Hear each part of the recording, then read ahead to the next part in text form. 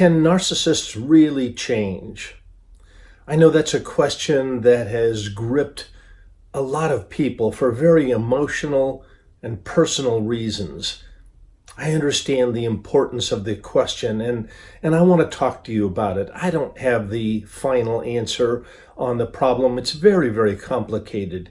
And yet I want to give you some things to really think about so that we can have a measured response to the question, can a narcissist really change? Hello, I'm Dr. David Hawkins. I'm the director of the Marriage Recovery Center. I've written about, studied, worked with many, many men who have narcissistic issues. They're on the spectrum or they've got NPD. And I'm very interested in trying to understand what is a healthy, measured, balanced, and appropriate response to the question. I want to read you a quote that it's quite old, actually, and yet I think there's still value in this quote. And it comes from the American Psychological Association in 1994. And it says this: if NPD is caused by infantile damage and consequent developmental short circuits, it probably represents an irremediable condition. However, if narcissism is a behavior pattern that's learned, then there is some hope, however tenuous, that it's a behavior pattern that can be unlearned, quote unquote.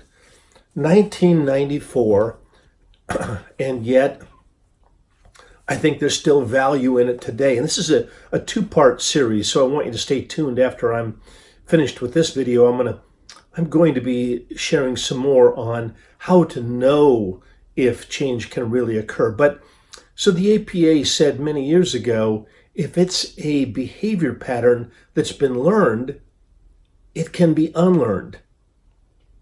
Now, I want to move into some things that you're probably really aware of. And I'm not a specialist in this, but I'm really fascinated by it. The whole idea of brain chemistry. And what do we know about current brain science? Well, we know that we can change any pattern of thinking. Whoa, is that really true? We can change any pattern of thinking. I want to tell you a recent story, true admission on my part. Just came through Thanksgiving, and I had approached Thanksgiving previously with the idea of, oh my goodness, there's going to be a lot of people and a lot of hustle and bustle, and it's going to be busy and noisy, and I just am not sure how I'm going to fare with this emotionally. And yet I decided ahead of time, you know what, I'm going to change my mind. Now, I understand the parallels here are limited, but nonetheless, I had a previous notion that was very fixed in my mind, and I decided, you know what, I'm going to approach Thanksgiving in an open-hearted way, receptive. I want to greet every guest, and I want to appreciate every guest and family member, and I want to enjoy this experience. Well, I had to, according to brain science, I had to have a new idea, a new way that I wanted to be. And I had to have some amplitude around that thought process that I'm going to enjoy everyone who comes into my home. I'm going to enjoy the experiences. If I need to take a break, I'll take a break. But I want to be emotionally available and present for the entire experience. Well, you can already hear where I'm going with this. I did practice this new way of thinking, and I practiced a new way of behaving and a new way of being. And I'm really pleased to tell you, at the end of that experience, I felt different. I had changed my mind. Now, that's only happened once. We'll see how I do with Christmas, but I'm going to change my mind about Christmas.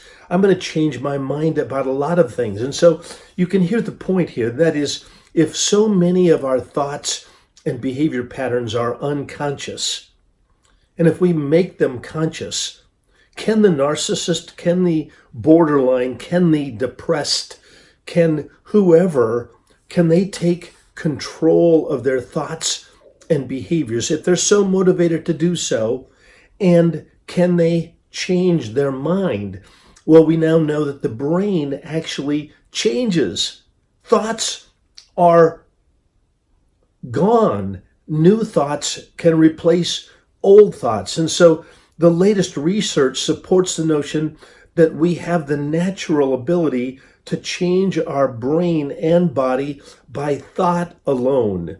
And so I've got some more questions to share with you, but I want to tease you with this possibility that really, do we need to open up our ideas and our minds to the possibility that actually narcissists can change under certain conditions? And that's what I want to talk to you about in my next video. So stay tuned. Under what conditions can a narcissist really change? But I've already told you, if you change your mind, if you're willing to change your mind, then perhaps we need to give up outdated notions that certain people, certain diagnoses can't change. Let's rethink that. All right, Dr. David Hawkins, Marriage Recovery Center. Stay tuned for another video on this topic.